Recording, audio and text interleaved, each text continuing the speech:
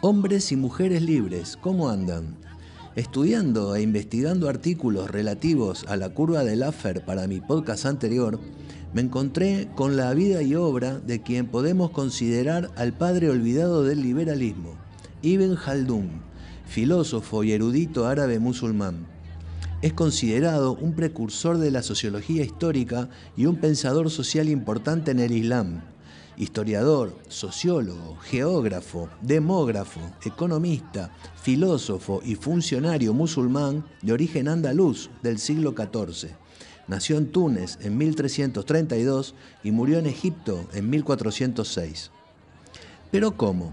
¿Un liberal musulmán? Sí, señor. Te voy a mostrar que los valores generales del capitalismo no son propios de Occidente. Los invito a recorrer su vida y la importancia de su obra.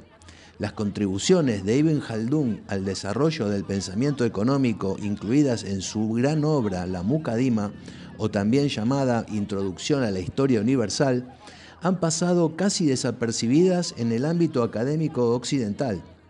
Leyendo este trabajo, se pueden observar las similitudes entre el pensamiento de Ibn Khaldun y el de los principales autores del austroliberalismo como Ludwig von Mises y Friedrich von Hayek. Los historiadores afirman que concibió y formuló una filosofía de la historia y que es el trabajo más grande que haya jamás alguien creado por alguna persona en ningún tiempo y en ningún país. Al final de este informe veremos cómo el pensamiento económico de este hombre puede emparentarse tanto con los que fueron grandes mentores del liberalismo clásico, como por ejemplo Adam Smith. Pero un poquito recorramos primero su vida. La familia de Ibn Khaldun, de buena posición, vivía en lo que se llama ahora Andalucía, región de España, pero debido a la caída de Sevilla por los cristianos en el año 1248, tuvo que emigrar a Túnez, en donde nació Ibn. Tuvo la suerte de tener los mejores profesores, recibió la educación islámica, se aprendió el Corán de memoria, dedicó su vida a estudiar los comportamientos sociales y quedó huérfano a los 17 años de padre y madre debido a la peste negra, una epidemia que arrasó con el mundo occidental. Para darte una dimensión de lo que fue esa pandemia mundial, falleció alrededor del 50% de la población entera de Eurasia y norte de África.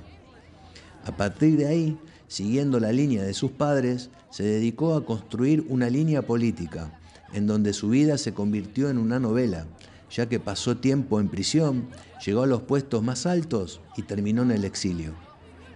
Su obra sobre política y sociología es estudiada tanto por izquierda como por derecha, tanto por socialistas como liberales.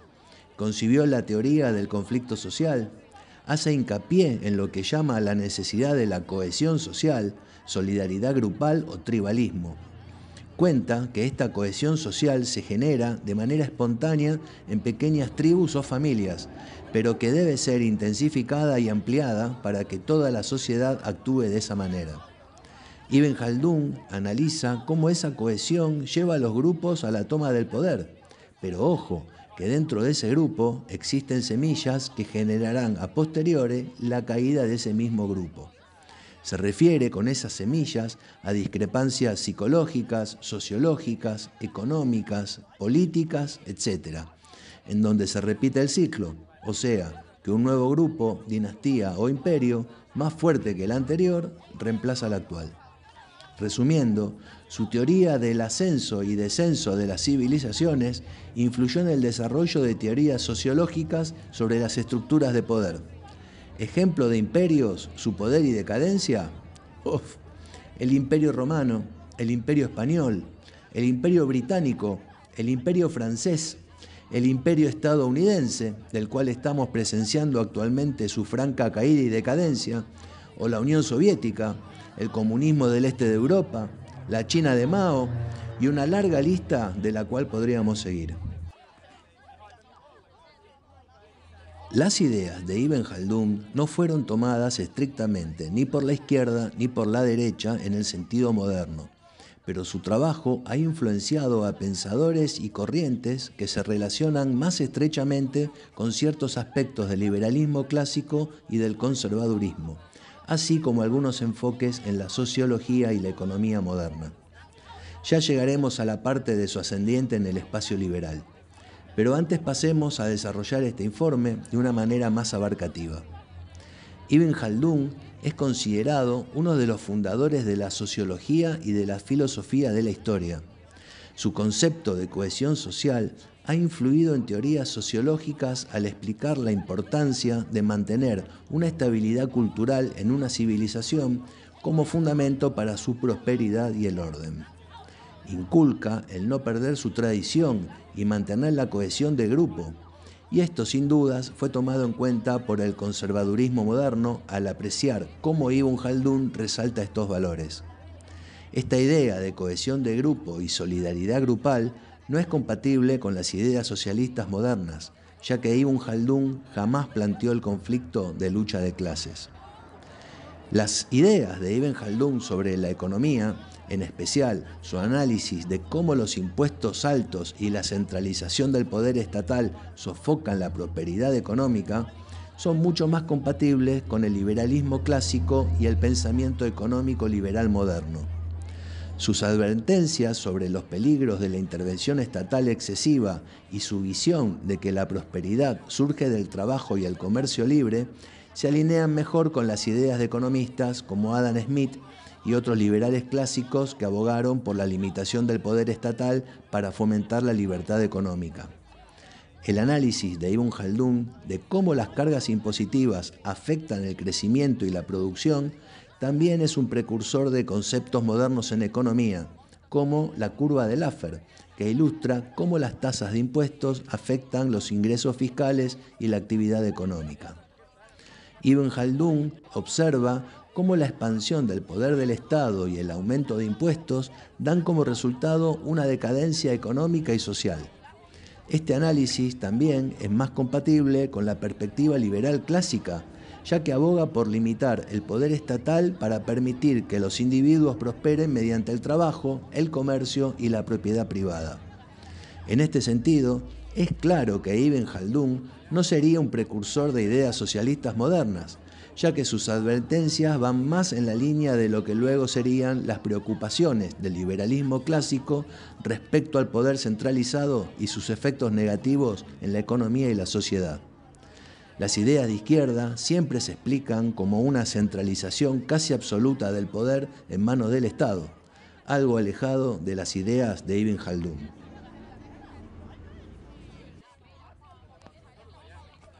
Ibn Jaldún, en sus escritos, especialmente en la Muqaddimah, efectivamente presenta ideas que son compatibles con principios que luego se encontrarían en el liberalismo económico y en el pensamiento de Adam Smith.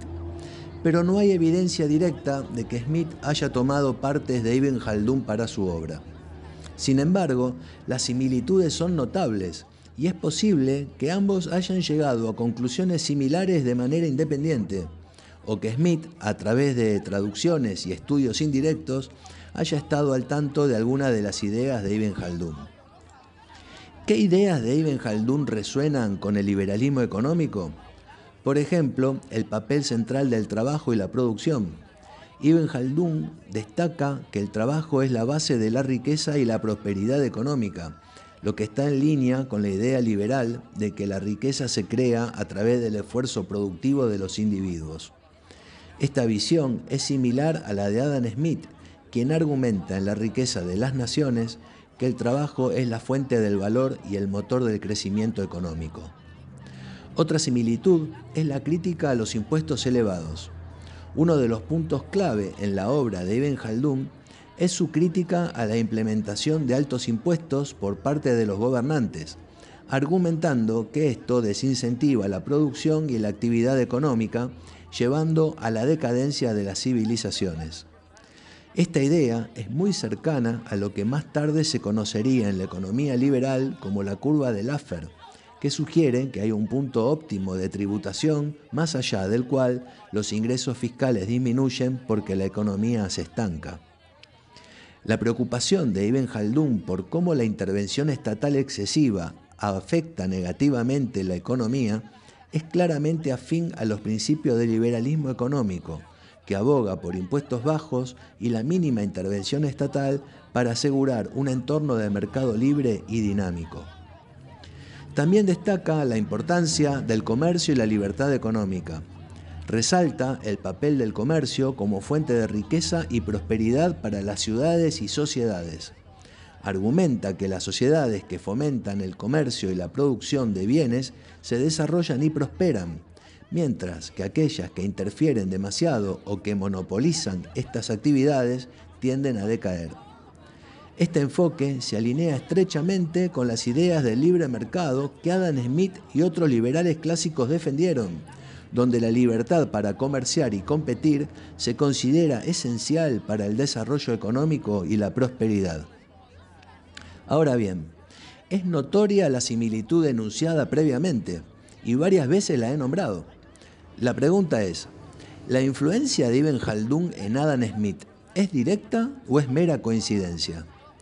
La respuesta es que, aunque las ideas de Ibn Jaldún y Adam Smith son claramente compatibles en muchos aspectos, no hay evidencia directa que sugiera que Smith haya leído o tomado ideas específicamente de Ibn Jaldún para su obra.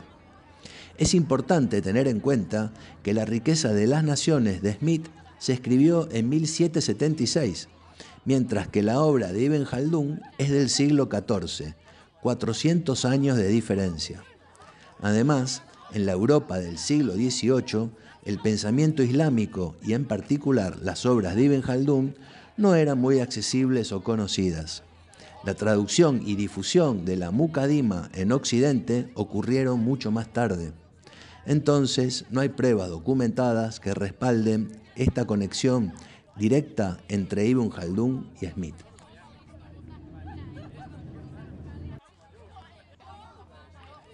La teoría de la cohesión social de Ibn Jaldún o Asabiyya es uno de los conceptos centrales en su obra La Muqaddima. Se refiere a la solidaridad, cohesión o espíritu de grupo que une a las personas de una comunidad, clan, tribu o nación, y que, según Ibn Jaldún, es fundamental para el surgimiento, el mantenimiento y evitar el declive de las civilizaciones. La Asabiyya es el vínculo social y la lealtad que une a los miembros de un grupo. Ese vínculo puede ser étnico, tribal, religioso o basado en intereses compartidos, y es lo que permite que un grupo se mantenga unido y sea efectivo en la acción colectiva. Las sociedades que poseen un gran espíritu de grupo son las que inicialmente poseen un Asabiyya fuerte porque dependen estrechamente unos de otros para su supervivencia y seguridad. Estas sociedades, gracias a su cohesión, tienen la capacidad de organizarse y de desafiar a sociedades más establecidas, eventualmente conquistándolas y fundando nuevas dinastías. Un grupo con estas características es capaz de coordinar esfuerzos, resistir adversidades y lograr objetivos colectivos, como ganar batallas, establecer un gobierno o mantener el orden social. Se me ocurre pensar cuánto hay que tener en cuenta esto dicho para tratar de generar grupos cohesionados, en donde se puedan tejer vínculos en común y no vivir como se está viviendo actualmente, en donde mi única postura es criticar a la opuesta.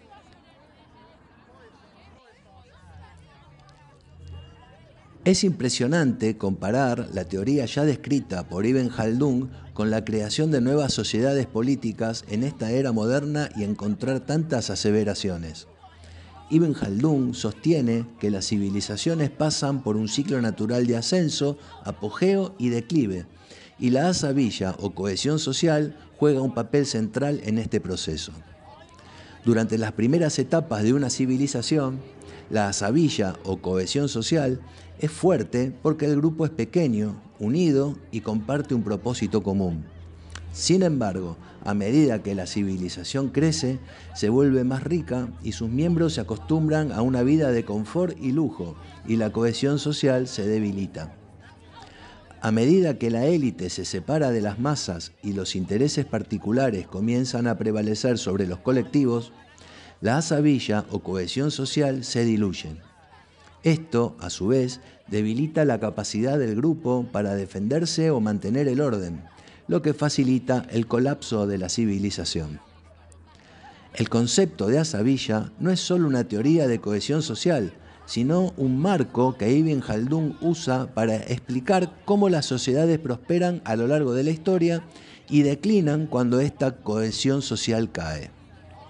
Su análisis es tanto sociológico como político y ha sido visto como un precursor de las teorías modernas sobre la cohesión social, el capital social y el poder colectivo.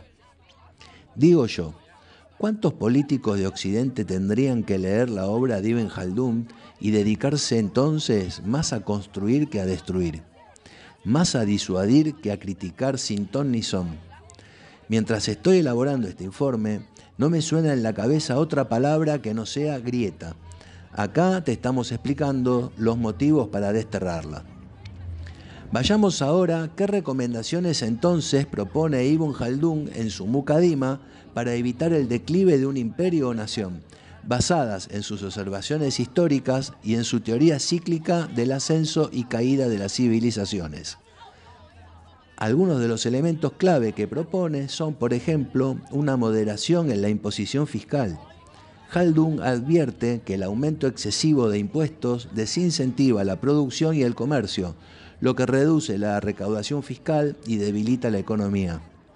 Para evitar el declive, recomienda que los gobernantes mantengan impuestos bajos y justos para fomentar la actividad económica y asegurar ingresos fiscales sostenibles a largo plazo. Otra recomendación es mantener una administración eficiente y moderada.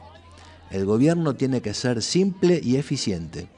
Ibn Jaldún sugiere que los gobernantes deben evitar la expansión innecesaria de la burocracia y el aparato estatal, ya que esto conlleva costos elevados que con el tiempo pueden volverse insostenibles y corruptos. Quizás el más importante de sus recomendaciones es también promover la cohesión social o asavilla. Para Ibn Jaldún es un pilar fundamental en su teoría de evitar el declive de las naciones. Recomienda que los gobernantes fomenten la solidaridad y la lealtad dentro de la sociedad, evitando el lujo excesivo y la decadencia que tienden a surgir en los imperios avanzados. Evitar el lujo y el despilfarro. Míralo vos a Jaldún. Considera que el lujo y la complacencia son señales de decadencia en una civilización. Argumenta que los imperios, en sus etapas iniciales, se forjan a partir de sociedades austeras y disciplinadas que dependen de la asavilla. Sin embargo, a medida que las naciones prosperan, los gobernantes y la élite tienden a volverse indulgentes y derrochadores, lo que conduce a la decadencia. Propone que los gobernantes deben mantener un estilo de vida austero y disciplinado, y deben evitar gastar recursos en lujos que no beneficien a la sociedad en general. Ibn Jaldún también subraya la importancia de la justicia como un principio rector en la administración de un imperio. Los gobernantes deben actuar con equidad y evitar la opresión para mantener la estabilidad y el apoyo del pueblo. La injusticia y el abuso de poder no solo afectan la cohesión social, sino que también pueden provocar revueltas y conflictos que debilitan al imperio. Un gobierno justo es, para él, esencial para la longevidad y la prosperidad. Y por último, y para no hacer tan extenso este informe, ya que la obra de Ibn Jaldún es grandísima, habla de fomentar el comercio y la producción, estimular la actividad económica. Sostiene que el comercio, la producción agrícola e industrial y la movilidad de bienes son clave para la prosperidad de un imperio. El gobierno debe garantizar la seguridad y la justicia en las rutas comerciales, así como en las ciudades y pueblos, para que los ciudadanos tengan confianza en realizar transacciones y así poder expandir sus negocios.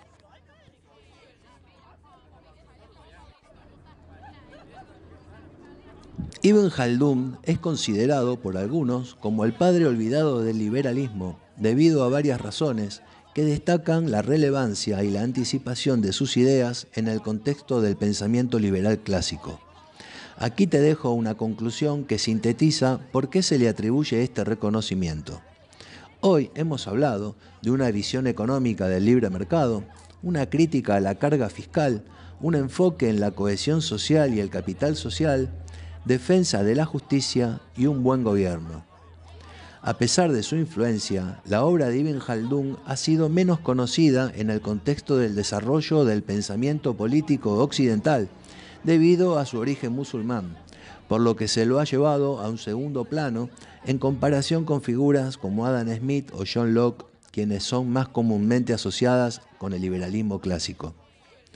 Pero sus ideas anticiparon conceptos fundamentales del pensamiento liberal, a pesar de que su contexto histórico y cultural era muy diferente. Su análisis sobre la economía, la cohesión social y el papel del gobierno ofrece una visión temprana de principios que más tarde serían centrales en el liberalismo clásico. Reconocer su contribución puede enriquecer la comprensión de la evolución del pensamiento liberal y subrayar la importancia de las perspectivas no occidentales en la historia de las ideas políticas. Es que todavía no me explico cómo a veces miramos con tanta mala cara a Oriente. ¿Qué te pareció este informe? Dale like si fue de tu agrado y compartilo, ya que estas charlas son artículos de divulgación histórica. Suscríbete a mi canal y ahora también voy a pedirte ser miembro exclusivo de Radio Antorchas. Uniéndote a mi canal, participarás en la elección de los temas y entrevistas a realizar. Entérate de todo dándole clic a esa opción. Unirte a mi canal ayuda a reequiparme y a dedicarle más tiempo a la lectura. Hombres y mujeres libres, es un verdadero placer hacer este programa. Pasen una buena semana, cuídense y viva la libertad.